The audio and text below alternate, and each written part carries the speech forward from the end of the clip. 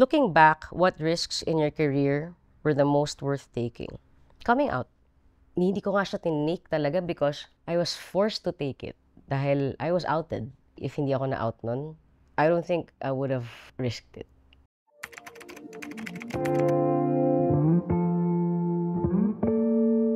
Hi, I'm Ice Guerra, and today I'll be sharing basically everything I've learned about life, showbiz, and everything in between. So let's do the first question. What's one lesson from being a child star that still guides you today? Siguro that one lesson na natutunan ko and I am still using until now is no matter what you do or no matter what you're feeling, always show up. Working at a very young age, syempre tayo bilang bata, meron tayong mga moods, di ba? Meron tayong mga topak minsan. Pero kapag nagtatrabaho ka, you understand early on na you have to be accountable not just to yourself, but to your castmates as well. Kapag hindi ka pumunta, if you're not there 100%, damay mo yung ibang tao eh. Damay mo yung buong prod. Yun yung hanggang ngayon dala-dala ko. Meron akong work, even if I don't feel like doing it, I make sure that I'm a professional kapag dating ko doon. Na kaya kong gawin lahat ng mga kailangan kong gawin. And it has helped me, not just with work, but with life. You know, when I'm dealing with people, I make sure na I always give it my 100%. Siguro, tumaas na lang yung standards ko pagdating doon. I got lucky because ang mommy ko noon, kasi mommy ko talaga yung madalas kong kasama noon, she would really bring toys. Kasi mahilig ako maglaro eh. I remember when I go to my sets, talagang dala ko yung, yung mga Fisher Price na kitchen, dala ko yan. So parang meron akong maliit na room doon na nandun yung stuff ko. So hindi ko na-feel na, oh my gosh, trabaho to, kailangan. Hindi siya ganun eh. Parang ang laking bagay that since I was still able to play sa set, na-enjoy ko yung set. And I would play with the staff. So, ang laking bagay din na binuo yun nung, not just my mom, not just my parents, pero yung mga staff din around me, the crew, alam mo yun, talagang they made it feel na hindi ako nasa work.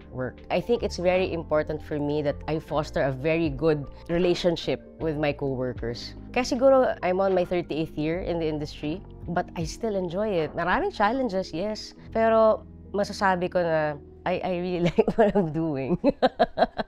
What's the biggest challenge you've ever faced and how did it shape you? Marami na kasing challenges na dumating, but siguro the biggest challenge for me was nung time na nalaos ako. And being part of the industry, parang may unspoken thing na parang ako yung breadwinner. Even if my dad was working then, yung mga tao sa bahay, talagang ako yung inaasahan. And nung time na nalaos ako, I thought I was prepared for it, pero hindi. Alam ng utak ko, hindi makasunod yung puso ko. Kung before, 3 pelikula sabay-sabay ginagawa mo, ngayon halos wala. Even yung mga ina-attendan kong mga events noon, from like the big ones hanggang sa ang nag-guest na lang sa'yo, mga piyesta, mga ganun. Tapos yung piyesta na to, mga 3 yung sasampahan mo, tapos walang nakikinig sa'yo. Mararamdaman mo yun sa palakpak talaga ng tao eh. Kung ngayon, followers, likes, before palakpak. And syempre, andun pa yung LGBT issue noon na talagang, oh my gosh, sobrang big deal, di ba? Pero siguro nakatulong yung pagkalaos na yon because nagbago yung perspective ko eh. Nung nakabalik ako, sabi ko sa sarili ko, I will be the best that I can be. But hindi ko nakahayaan na mawala ulit yung sarili ko. Kasi para sa akin, lahat ng to pwedeng mawala eh. Pwera lang yung sarili ko. Kasi as long as I know who I am, then I can always move forward and do something else. How do you keep yourself grounded despite fame and public pressure?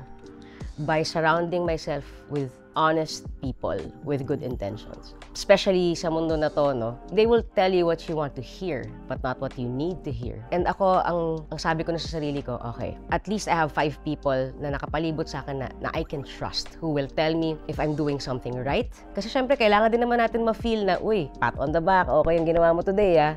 But kapag may ginawa kang hindi maganda, who will also, who won't be afraid to critique you as well. And ako talaga noon, that was my mom. My mama kasi, hindi siya yung klase ng nanay na patronizing. Kahit nag-perform na ako, syempre tatanungin ko siya, Mami, kumusta? She'd be very honest with me. Hindi ko naramdaman yung performance mo. Hindi siya galing sa puso. Syempre, kapag bata ka, masakit siya. Pero nung tumanda ako, na-realize ko, because of that, tumaas yung standards ko sa sarili ko na kapag lalabas ako, hindi pwedeng hindi ko kabisado yung ginagawa ko. Hindi pwedeng hindi 100% nararamdaman ko. So now, I surround myself with people like that. My wife, since my mom's not here anymore. Not just my wife, but with friends. And they tell me the truth. Kasi para sa akin, if it's always about praising you or telling you all the good things about yourself, walang growth eh. I make sure that I keep my ego in check. Kahit mas bago sa akin yung kausap ko or mas matanda sa akin, I give them the same respect. But make sure it's people you trust. Biglang lumawak yung mundo natin because of social media, di ba? Ngayon, putya, hanggang Mindanao, hanggang ibang bansa, pwede sila magsalita about you. I think it's very important, especially now, to really surround yourself with people na mapagkakatiwalaan mo. Looking back, what risks in your career were the most worth taking? Coming out. That was risky, honestly. Because I came out during that time na whiff pa lang na you're part of the community. Walang ka ng work. Hindi ko nga siya tinake talaga because I was forced to take it dahil I was outed. But it turned out to be a good accident. Kasi honestly, if hindi ako na-out nun, I don't think I would have risked it. I mean, I'm not saying that it should happen to other people, but siguro I was able to, to make it work for me. Siguro kung di nangyari sa akin yun, ang laki siguro ng pagkakaiba ng buhay ko ngayon. Baka hanggang ngayon naka-flare pants pa rin ako. Alam mo yun, hindi ko masuot yung gusto ko gawin, hindi ko kaya mahalin yung taong gusto ko mahalin. Ngayon, looking back, I can't even imagine living 1 second na hindi ako. Before talaga, I was already being invited to speak about it. Ayoko, but I don't want to feel responsible for other people. But it was actually Liza who said na, love, you have a platform. Just talk about your experiences. Marami nang kahit paano may inspired dun sa story na yon. So para ako, nga naman, parang bakit pa ako kailangang tumingin sa ibang tao, ako nga pala, ako to. I'm not speaking for others, I'm speaking about what I've been through. And by doing that, kahit paano, parang nagsispeak na rin ako for other people. I'm just glad na, the younger generation are, very open to talk about it. Not just talk about it, but actually they're embracing the LGBTQ people. Sila mismo yung nakikipaglaban for us. Sarap sa puso na, ang dami ng mga singers na from the community na, they're not even afraid to dress up the way they want to dress up. Ako sabi ko nga I take those little wins. Like, maglalakad kami ni Liza, magkasama kami sa mall. Uy, Aiza, ang ganda naman ng asawa mo. Alam mo yon, for them to recognize her, hindi lang roommate, hindi lang best friend, but to actually say the word wife, yun pa lang. I remember, somebody told me the story. Gusto na niya mag-come out sa airmat niya na trans siya. Tapos hindi niya masabi. Kasi nga, medyo, di ba, pag-iisipin mo, medyo mahirap din naman talaga i-explain. Ano ba ang kaibahan ng trans, sa lesbian, sa ganyan. Especially if medyo nasa older generation na yung pag-explainan mo, di ba? Like our parents. So parang, in-open up niya yung conversation. I think that time, nanonood ng TV yung nanay niya. Lumabas ako sa TV. Sabi niya, ayan, para pong si Ice Seguera. Ah, okay. Kasi, boom, ganun kadali. And doon mo rin makikita that representation matters. Yun nga like ako, wala akong representation, hindi ko alam sino, alam mo yun, walang ganun So ngayon, it's easier for younger people na, who want to come out na there are people like you. Because I think at the end of the day, mas marami sa mga magulang natin ang gusto lang ay mapaayos ka. Nababalutan lang ng fear.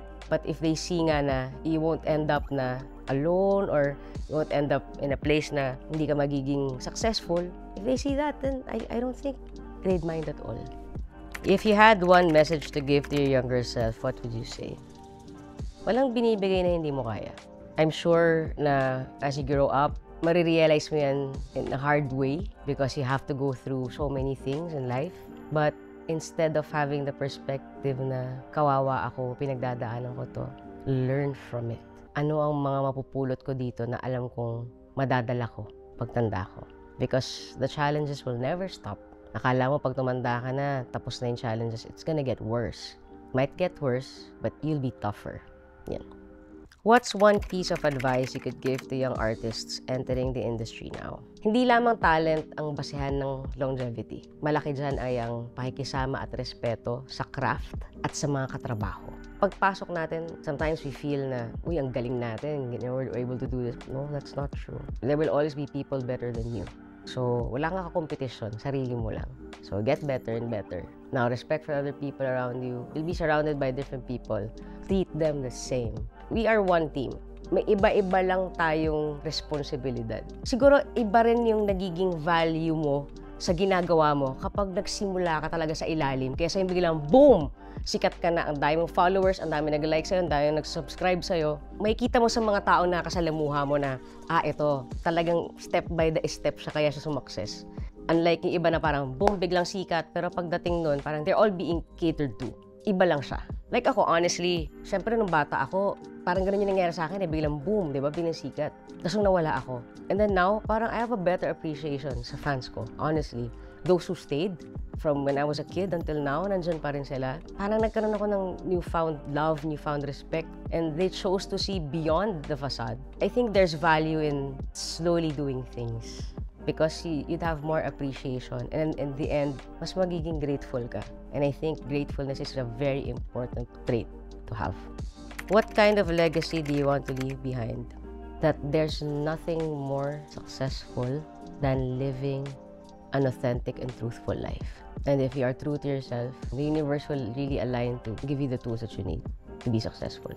Pag mawala man ako or pagtanda ako, makita nila na, uy, itong taong to, nagpakatotoo lang yan, sino may nga pwede niyang gawin. I just want people to be inspired na I can be real and still make it. What's next for Aishayera? Okay, hindi talaga ako planner. So lahat naman nangyayari sa akin, ginagawa ko siya talaga, enjoy ako. So honestly, I don't know what's next. May concert ako. Sa September 12 and 13, Being Ice, the live experience. So we have day 1 is Videoke Hits. And then for day 2 naman, since it's also my 38th anniversary in the business, let's go more introspective. It's at the Newport Performing Arts Theater. Tickets are available at Ticket World. Tapos may album po ako, Being Ice. It's my first album after 10 years. And bukod doon, I have a play. It's called Walang Aray. I'm part of Walang Aray. What else? Oh, Love Sessionistas, October 18. So yeah, I think medyo marami naman akong gagawin for the next few months. Thanks, guys. Thank you. Had fun. Thank you.